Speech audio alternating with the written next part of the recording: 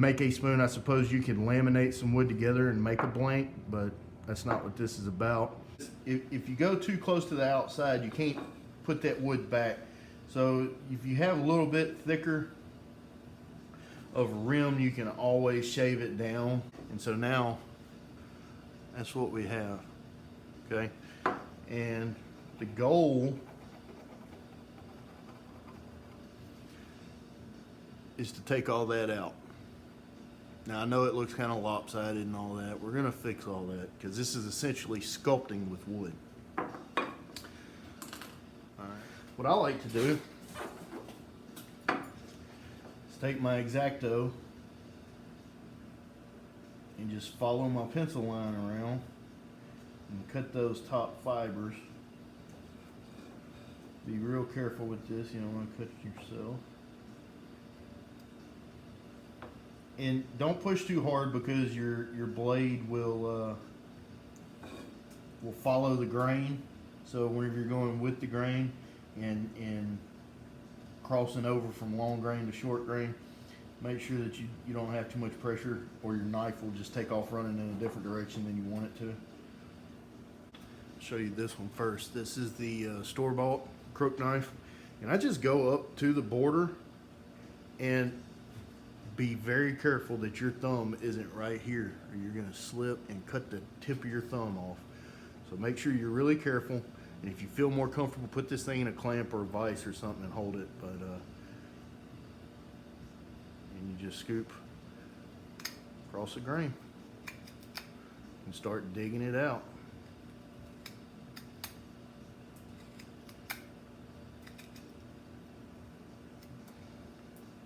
It takes a little getting used to, and you'll learn which ways you can actually cut with this, because the grain turns, so you got to turn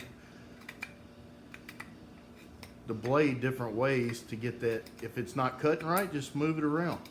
And shallower cuts are going to be your friend. You don't want to get in there and just bog it down. You want to just, you're shaving it. You're just barely, once you get in the rhythm, you'll be way deep down in the bowl and you won't even realize that you've went that far. Because right now we've already got, you know, a good start hogging out the material.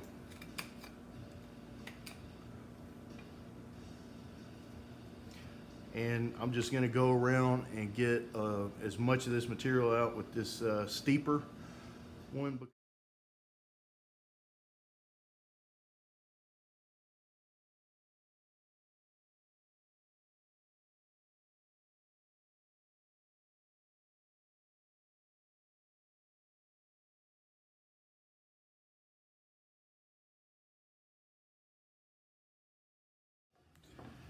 We got our rough bowl and the spoon, the bowl portion of the spoon, our heart-shaped spoon, carved out. I even sometimes will take this, it's kind of hard to do, and I'll just, see if I can do it. There we go. You just do it like this, and I'm not really scooping anything out, I'm just trying to smooth out those little nicks and stuff that that occurred. And the bigger the spoon is, the easier it is, because like this right here, that's as small as I can possibly go with this knife. Look right there. So that's pretty much small as I can go with this knife. If I had something a little smaller, I could probably get in there a lot better and do it. You can sand this step. You can sand this, or you can leave that rough, whittled look. Or I have these. These are cut saw bits for a Dremel. This one is extremely angry and removes a lot of material. This one, still pretty angry, but it doesn't remove as much material. And what I think I'm gonna do is I'm gonna go in here and smooth out all those rough lines and chip marks from chipping out the wood with this less angry one, and smooth that out because sanding in there can be a pain. So I'm gonna go ahead and put the Dremel up here and Dremel this out smooth.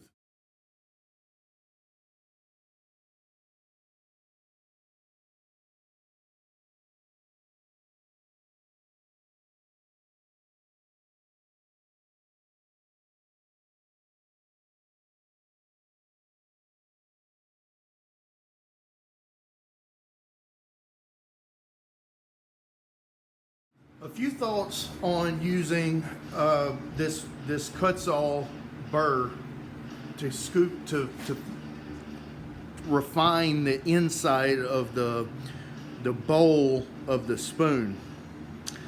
It does look rough, and even the fine cut cut-saw bit is extremely aggressive. You have to be very delicate and very light-handed whenever you use the fine and especially the coarse, for sure. But the fine is still extremely aggressive, and it cuts through this stuff, through this wood like butter, and it leaves a lot of scratch marks in the surface. What we don't have anymore though is those chip marks from scooping out the wood, and it doesn't look like an old man's coin purse anymore. It's the scratches are not uniform, but it's flat down there. It has the contour that I want it to have. Now there is some scratches in there, but I'm gonna take some sandpaper, put it on my thumb and my fingers, and work it around in there and smooth all that out and make it look nice and slick. If you use the carving burrs, just know that you can remove a lot of material really quickly. On my Dremel, I have a Dremel 3000, and I have it about half speed, enough to get the material out, but at a low enough speed that I can control it and really, get the bit to do what I wanted. I'm just going to real quick just take and slick this out in the bottom with some sandpaper before I even move away from here, and make sure that that's how I like it, and then we'll start working on the outside here, the rest of the spoon.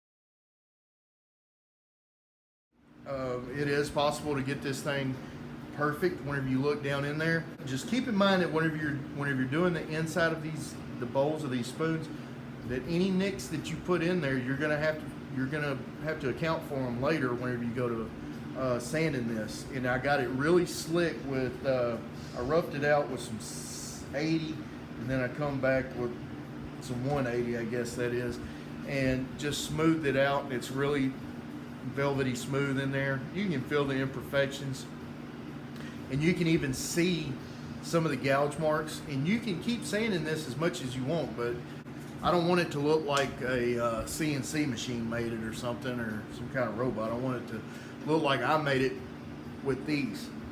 So I'm leaving them in there. You can sand all yours out if you want, but this one's mine. I'm doing it how I want to do it. Next comes the fun part. We'll start whittling down all of this stuff.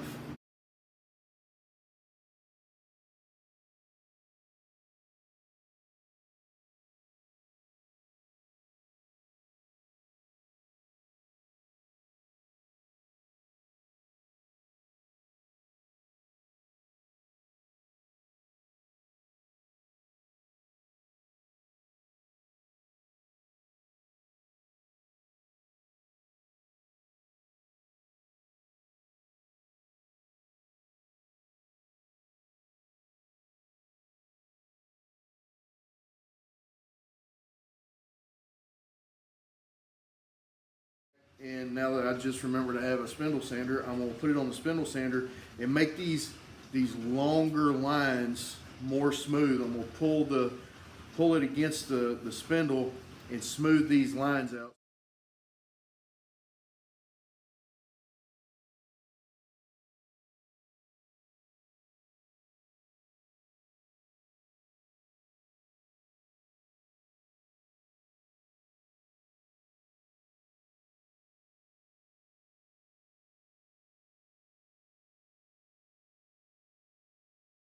That's way better. I know the light's pretty blaring, but you can definitely see it has a more elegant shape to it. It's pretty symmetrical. It's really easy. It's really easy to get the handle twisted, and the grain running in a serpentine manner up the handle will also give the illusion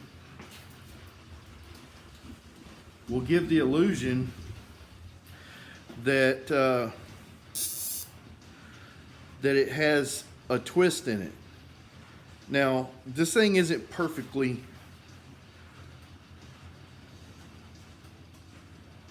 square. It's pretty close. All you can do with this when you're sanding it, like I was at the spindle sander, is you're just breaking the corners. You make a corner, you make a flat plane, and it makes a corner. And then you break that corner. You make another flat plane on the corner that you just made. And you just keep doing that until you're satisfied with the shape. And it's all about feel and personal taste. So now I'm just gonna continue finish sanding. I'll probably, this part takes a pretty good while because there's so much material that needs to be dealt with, and this can make you or break you. Now, if you take too much away at one time, you cannot put it back and you have to start over. So make sure that every little bit of material that you remove from your handle, you can afford to lose it until you get to the shape that you desire, because it's so easy to take off so much material. Just go slow, take off a little bit at a time, and work it until you like the shape. So now that we got this kind of way we want to go in, I'm going to start working on the heart spoon.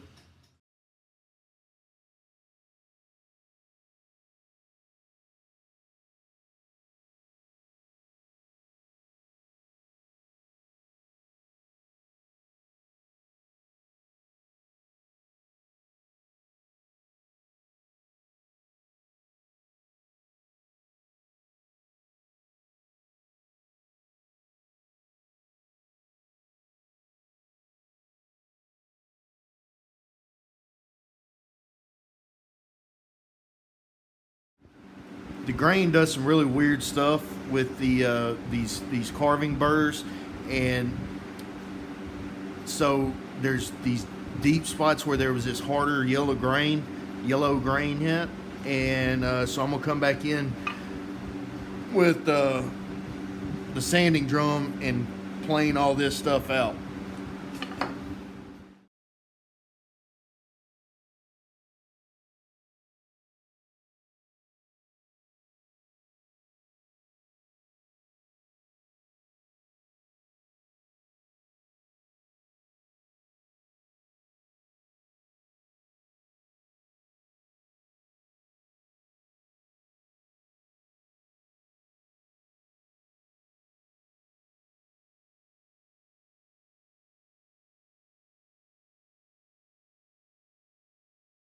Oh man, all right. We finally got our heart spoon. Why do I keep looking at over here? Well, I've been all over the place with this spoon, and traditional spoon makers use these plus a knife, and that's in a hatchet, and they carve their spoons out of, man, I got saw this in my, they carved their spoons out of tree limbs while they're still green. Now, that makes them substantially easier to carve by hand with a with a spoon knife, a crook knife, or something like that. But I didn't feel like going through all the process of chopping a limb with a hatchet and getting a blank, and I've done that, and it's a cool process. It's a lot of fun, but I needed to get this one out pretty quick. Just keep in mind that you're probably going to mess up a lot, and there's nothing wrong with that. You can get scrap 2x4s anywhere. If you go to a construction site and say, hey, can I have your cut off 2x4s or whatever you got, they'll probably give it to you, and you can just sit there and whittle around on it, and you could have a whole stack of them and make you a bunch of spoons out of 2x4s. The part I like is putting the finish on. This is boiled linseed oil. I wouldn't use boiled linseed oil if I was going to cook with it. This is a finish that I use on my axe handles, my hatchet handles, hammer handles, tool handles, knife handles. I use this because it's a really, it's a hard wearing finish, oil finish, and the more coats you put, the harder and shinier it's going to get. But it's really easy, dries fast, especially for little projects like this. You don't have to make a big mess. Either painting or staining, or you don't have to go through a lot of fuss for something that's just decoration. And you can tell instantly that it started changing color. And for all its faults, pine can be a really beautiful wood. It makes them really interesting. Pine gets a bad name for a lot of stuff, but sometimes it's just right for what you need. There's your part spoon. You can even beat your kids with it. Beat that ass. All serialness and all serialness. I hope you got something out of it, and I doubt you learn anything from me. But if anything, you'll be entertained. At least I hope so. And if not, y'all can request that I do a disappearing act, and I'll disappear. No, I'm kidding. I ain't going anywhere. I'm like the hairpiece. If there's something y'all want to see, comment down below. If you have any questions or anything like that about this project that I just did, if you want to see more videos like this where I kind of foam my throat way through it and try to explain to you at the same time that I'm trying to learn how to do it, just let me know. If you have a better way to do this, I'd love to hear about it. Yeah.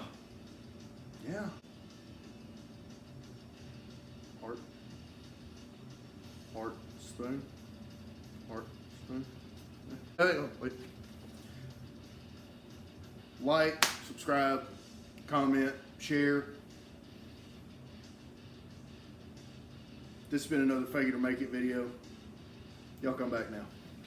My southern accent is out of control, y'all. Whooping on a green tree limb with a hat. It's worth about 6 hours of my time. If I'm nothing if not helpful. I may steer you wrong, but I won't do it on purpose.